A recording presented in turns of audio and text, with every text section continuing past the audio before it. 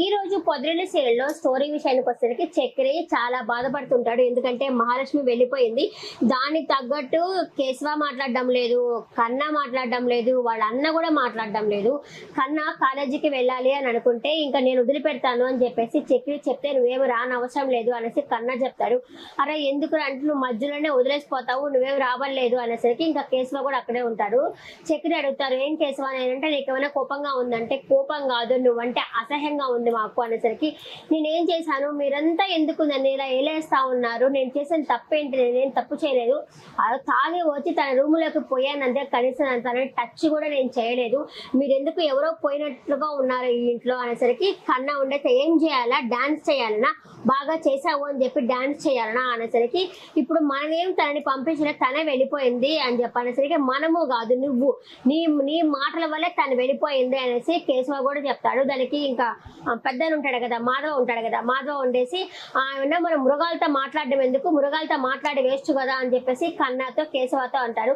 మీరంతా ఎందుకు నన్ను ఏలేస్తా ఉన్నారు, నాకు చాలా బాధగా ఉంది నాకు అని చెప్పేసరికి దానికి మాధవ ఉండి మాట్లాడతాడు. నువ్వు ఆమెను తాకలేదు తాకలేదు తాకలేదు అని చెప్పని అంటున్నావు కదా, ఆ అమ్మాయి ఒక గీత గీసుకొని ఉంది ఆ రూమ్కి ఆ గడపకి, మనం ఉన్నామన్నంత ధైర్యంతో ఆ అమ్మాయి గడిగుడు లోపల వేసుకోలేదు అంటే మన మీద అంత నమ్మకము, మన నమ్మకాన్ని ఒమ్ము చేసావు నువ్వు అనుకుంటే సరిపోయిందా హస్బెండ్ అని, తను అనుకోవాలి కదా తను నీ హస్బెండ్ అనేసి, నువ్వు ఆ విధంగా అయితే బిహేవ్ చేస్తా ఉన్నావు, నువ్వు ఒక మూర్ఖులా బిహేవ్ చేసావు, నా పంపకంలో ఏం తప్పు ఉంది అనేసి ఆయన అయితే అడుగుతా ఉంటాడు. అనేసరికి మీరంతా కలిపి నన్ను వేలేస్తా ఉన్నారు అని చెప్పేసి చక్రి అయితే చాలా బాధపడతా ఉంటాడు. ఇంకా ఆ మాట చెప్పేసి ఆయన అయితే వెళ్ళిపోతాడు. ఇంకా రోడ్లో వస్తా ఉంటాడు చక్రి, మూలిగా నక్క మీద తాటకే పడ్డట్టు. రోడ్లో పోయే వాళ్ళు కామ్గా ఉండొచ్చు కదా, చక్రి వెళ్తా ఉంటే చక్రితో ఏంటి మీ వైఫ్ నిన్ను వదిలేసి పోయిందంట కదా అని చెప్పనేసరికి మీకు ఎలా తెలుసు అంటే మాకేంటి ఊరంతా అలాగే అనుకుంటున్నది అనేసి అంటారు.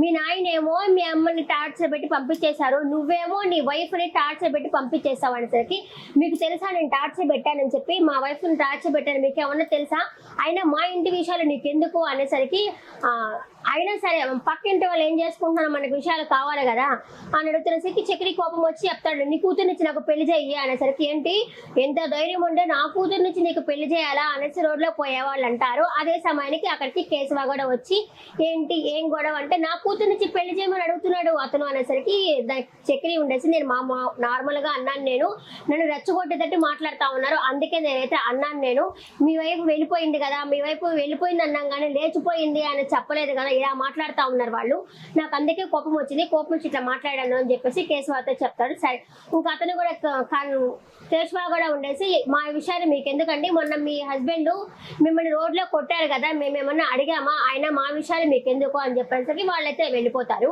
ఇంకా తను షాప్ ఉంది కదా, షాప్ దగ్గరికి చక్రిని తీసుకొచ్చుకుంటాడు, బండెక్కించుకొని తీసుకొచ్చి అరే లేడీస్తో నీకెందుకు గొడవ అని చెప్పనేసరికి కాదు వాళ్ళు నోటికి వచ్చినట్టు మాట్లాడుతూ ఉన్నారు, నాకు చాలా బాధ వేసింది, ఇప్పుడు మహాలక్ష్మి లేదని నాకు చాలా బాధగా ఉంది, అతను ఉంటే ఆ అమ్మాయి కానీ ఉంటే నాకేదో కొంత మంచి ధైర్యం ఉంటుంది, ఇప్పుడు లేకపోయేసరికి నాకు చాలా బాధగా ఉంది అనేసరికి కేశవ ఒక సలహా ఇస్తాడు, ఒక పని చేయి నువ్వు మళ్ళీ తన్ని ప్రేమించు, నువ్వు ఒకవేళ తర్వాత నీ ప్రేమని యాక్సెప్ట్ చేస్తుందేమో అనేసరికి అదేంటి ప్రేమ అంటే తెలియని వాడు ప్రేమ గురించి చెప్తున్నాడా అనేసరికి నువ్వు ఏదో బాధల్లో ఉన్నావు కాబట్టి నేను చెప్పాను అనేసి కేశవ కూడా అంటాడు. ఏదో మంచి ఐడియా అనుకొని మహాలక్ష్మి పనిచేసే ఆఫీస్ దగ్గరికి వెళ్తాడు చక్రి. లోపలికి వెళ్దామా వద్దా వెళ్తే ఏమంటుందో అని ఆలోచించుకుంటే ధైర్యం చేసి వెళ్దాం అనుకుంటాడు కానీ పోడు, అటు ఇటు తిరుగుతా కాముంటాడు. అంతలోపల మహాలక్ష్మి పనిచేసే కొలీగ్ ఉంది కదా, ఆ అమ్మాయికి ఏదో కొరియర్ వస్తుంది అనమాట, ఆ కొరియర్ తీసుకోవడానికి ఆ అమ్మాయి బయటకు వస్తుంది. ఓహో మహాలక్ష్మితో పనిచేసే అమ్మాయి కదా అనేసి ఆమెని ఏమండి అంటే నేనేం అనలేదండి అంటుంది.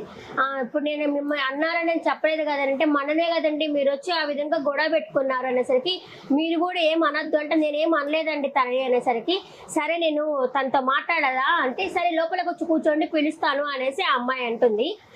లేదండి నేను ఇక్కడే ఉంటాను బయటికే రమ్మని చెప్పండి అనేసరికి ఇంకా అమ్మాయి గబగబా లోపలికి వెళ్ళేసి మహాలక్ష్మి మహా భూకంపం వచ్చింది అనేసరికి భూకంపం అయితే పారిపోదాం పదండి అనేసి మహాలక్ష్మి అంటే నీకు ఒక్కదానికే వచ్చింది, మొన్న వచ్చారు కదా ఆఫీస్కి వచ్చి గొడవ పెట్టుకున్నారు కదా ఆయనైతే వచ్చిన్నాడు బయటైతే నిల్చో ఉన్నాడు అని చెప్పేసి మహాలక్ష్మికి అమ్మాయి అయితే చెప్తుంది. అమ్మ లోపలికి వచ్చి ఇంకేం గొడవ పెట్టుకుంటాడనే ఉద్దేశంతో మహాలక్ష్మి బయటకు వస్తుంది. అప్పుడు సారీ అండి నేను క్షమించండి అంటే నీతో మాట్లాడాను, నేను క్షమించాల్సిన అవసరం నాకు లేదు, నువ్వు ఇక్కడికి రావద్దు, నేను పనిచేసే ప్లేస్ ఇప్పటికి కూడా నేను ఎందుకు బయటకు వచ్చానో తెలుసా, నువ్వు మళ్ళీ లోపలికి వచ్చి ఎక్కడ గొడవ చేస్తావో అనేసి నేను బయటకు వచ్చి మాట్లాడుతున్నాను అని చెప్పేసరికి సారీ అండి అంటే నాకు మనశ్శాంతి లేదు అనేసరికి మనశ్శాంతి లేదని చెప్పి నాకు సారీ చెప్పడానికి వచ్చావా, చేసిన తప్పుని గిల్టీగా ఫీల్ అయ్యేసి సారీ చెప్పడానికి రాలేదా అనేసి మహాలక్ష్మి అడుగుతుంది. అది కాదండి నేను చేసిన తప్పేనండి, నేను కాదని చెప్పట్లేదు, అయినా సారీ అండి అనేసరికి నేను సారీని యాక్సెప్ట్ చేయండి, నేను ఎప్పుడు రావద్దు నువ్వు అని చెప్పేసి లోపలికైతే వెళ్ళిపోతుంది. ఆ అమ్మాయి బాస్ అడుగుతారు ఏమన్నా ప్రాబ్లమా లక్కీ ఏమన్నా ప్రాబ్లం అంటే అదేమీ లేదు సార్ అంటే, లక్కీ డల్గా ఉండదే, ఏదైనా ప్రాబ్లం ఉంటేనే లక్కీ డల్గా ఉంటుంది అనేసి అడిగితే అదేమీ లేదు నేను హ్యాపీగానే ఉన్నాను అని చెప్తే సరే అనేసి ఆ అమ్మాయి పని ఆ అమ్మాయి చూసుకుంటా ఉంటుంది. ఇక్కడ కేశవ ఉన్నాడు కదా, కేశవ లవ్ చేసే అమ్మాయి ఉంది కదా, ఆ అమ్మాయి వచ్చేసి వాళ్ళ అతనితో పనిచేసే అబ్బాయి ఉన్నాడు కదా, ఆ అబ్బాయికి ఒక మాట చెప్పి పంపిస్తుంది, అతను నేను లవ్ చేస్తున్నా కూడా నా లవ్ అసలు యాక్సెప్ట్ చేయట్లేదు, అతను ఏదో బండరాయి లాగా ఉన్నాడు, ఒక పని చేయి నువ్వు, నేను చెప్పినట్టు చెప్పు అని చెప్పేసరికి ఏం చెప్పాలా అని చెప్పేసరికి చెవులో ఏదో చెప్తుంది. ఆ విషయాన్ని తన దగ్గర తీసుకొచ్చేసి ఇంకా బుస్ వచ్చి రీల్స్ చేయడానికి రాదు, తనకి పెళ్లి కుదిరింది, తనకి పెళ్లి అయిపోతా ఉంది, తను రాదంట అని చెప్పేసరికి ఇంకా కేశవ డల్గా ఫీల్ అవుతా ఉంటాడు. అదే డల్గానే ఇంటికి కూడా వస్తాడు. ఇంటికి తిరిగి వచ్చేసరికి అక్కడ కన్నా దోశ తింటా ఉంటాడు, పెద్ద దోశ అయితే పోస్తా ఉంటాడు అనమాట. వచ్చేసి అంతలోపల వాళ్ళ నాన్న ఉన్నారు కదా, వాళ్ళ నాన్న దోశ కావాలా అని చెప్పి వచ్చేసరికి నువ్వు ఈ విధంగా మేపుతున్నావు ఆయన్ని, చక్రి ఇట్లా మాట్లాడడానికి కారణం ఈయన ఇతను అని చెప్పేసి నోటికి వచ్చినట్టు మాట్లాడతారు. ఆయనేమో దోశ తినకుండా వెళ్ళిపోతాడు పెద్ద ఆయన.